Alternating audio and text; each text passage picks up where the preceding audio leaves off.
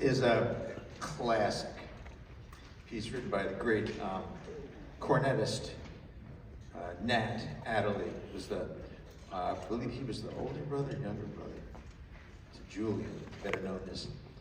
They called him Cannibal, and that became shortened just to Cannibal, because he was a rather prodigious man.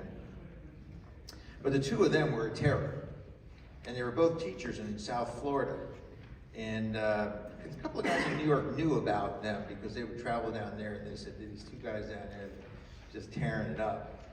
And they came up to New York, and I think it was 55, and they sat in a place called Cafe Bohemia. I believe Oscar Pettiford, the bass player, played the band there, and they just tore the place apart.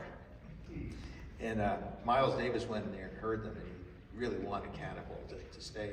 This was during the summer. They were on summer break because they were both band directors. And they said, we got to go back to work. And they went back to Florida, and then kept phone calls and cables and visits. And finally, they both said they moved to New York, and the rest is history. And Cannibal played with Miles Davis in 58 and 59, 1960, and some of those great records. And then Cannibal and Nat had their own group. They really liked to play what they would call today, back in the day it was called soul jazz, not like James Brown soul, but soul like church music.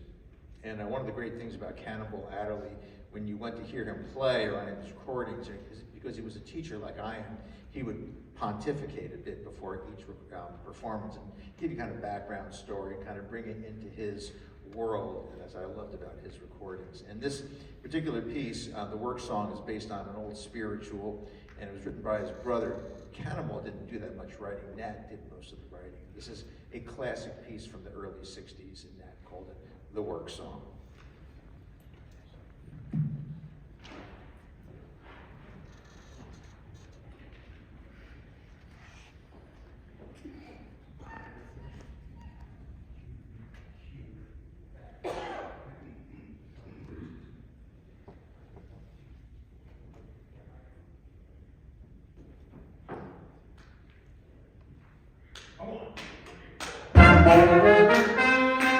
Come on.